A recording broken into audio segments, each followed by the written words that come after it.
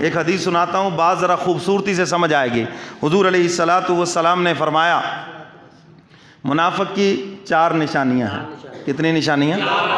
میں جب بات کرے جھوٹ بولے، جب وعدہ کرے وعدہ خلافی کرے، اور جب اس کے پاس امانت رکھی جائے خیانت کرے، اور جب لڑائی جھگڑا ہو تو گالم گلوچ کرے۔ فرمایا جس میں یہ 4 علامتیں پائی جائیں وہ پکا منافق ہے۔ اب جس میں 1 پائی جائیں وہ 25% ہے، جس میں 2 پائی جائیں 50% ہے، جس میں 3 پائی جائیں 75% ہے، اور جس میں 4 پائی جائیں 100% منافق ہے۔ میں نہیں کہتا، اللہ کے محبوب فرما رہے۔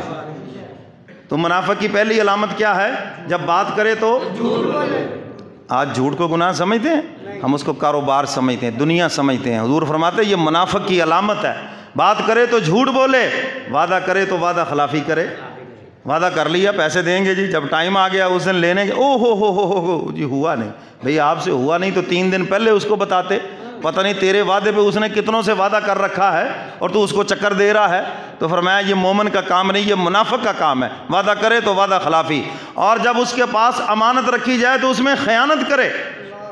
مشورہ امانت، مجلس امانت، آپ سے مشورہ کیا بیٹے بیٹی کے رشتے کے بارے میں، بزنس کے بارے میں، اپنے پرسنل معاملات کے بارے میں، اور آپ نے سارا وہ مشورہ سارے شہر میں پھیلا دیا، تو اس سے بڑا بددیانت کون ہے پھر؟ اس سے بڑا منافق کون ہے؟ تو اس لیے مشورہ بھی امانت ہے۔ کوئی راز کو بات آپ کو پتہ چلا، یہ امانت ہے۔ تو فرمایا جو امانت میں خیانت کرے وہ بھی منافق ہے۔ اور چوتھے نمبر پر ارشاد فرمایا لڑائی جھگڑا ہو تو گالم گلوچ کرے۔ لڑائی جھگڑا ہو تو اللہ کے نبی فرماتے یہ چوتھی علامت ہے منافقوں کی۔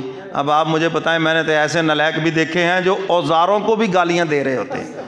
ہاتھ سے ہاں جی پلاس گر گیا کوئی چیز، اس کو ماں بہن کی گالی دے دی، حالانکہ اس کی نہ کوئی ماں ہے نہ اس کی کوئی بہن ہے۔ کیوں جی ہے اس کی کوئی؟ انسان تو انسان، جانوروں کو ماں بہن کی گالیاں، اوزاروں کو ماں بہن کی گالیاں۔ اور حدیث مبارکہ میں آتا ہے جب بندہ گالی دیتا ہے جس کو دی، اگر وہ اس کا مستحق نہیں، وہ آسمان پہ جاتی ہے، دروازہ بند ہے، فرمایا وہ گالی واپس آ کے گالی دینے والے کے منہ کے اوپر پڑتی ہے، اپنے منہ کے اوپر آ کر پڑی ہے۔ تو میرے محترم سامعین، گالیاں دینا یہ منافقوں کا کام ہے، مومنوں کا کام نہیں ہے۔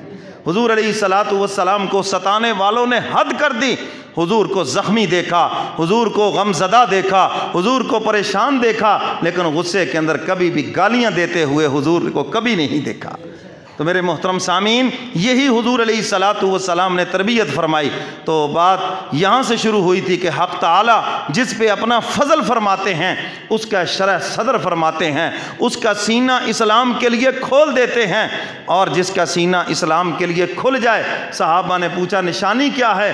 فرمایا اس بندے کا دھیان آخرت کی طرف لگ جائے گا، اور جو دنیا کی چیزیں ہیں، جس نے آخرت میں کام نہیں آنا، ان چیزوں سے اس کا دل کھٹا ہونا شروع ہو جائے گا۔ یہ اس بات کی علامت ہے کہ حق تعالیٰ نے فضل فرما دیا ہے، بندے کا دھیان ادھر لگ گیا، اور جو آخرت میں ناکام کرنے والی چیزیں ہیں ان چیزوں سے بندہ پیچھے ہٹنا شروع ہو گیا۔ اللہ مجھے اور آپ کو قرآن و سنت پہ عمل کی توفیق عطا فرمائے۔ وآخر دعوانا ان الحمدللہ۔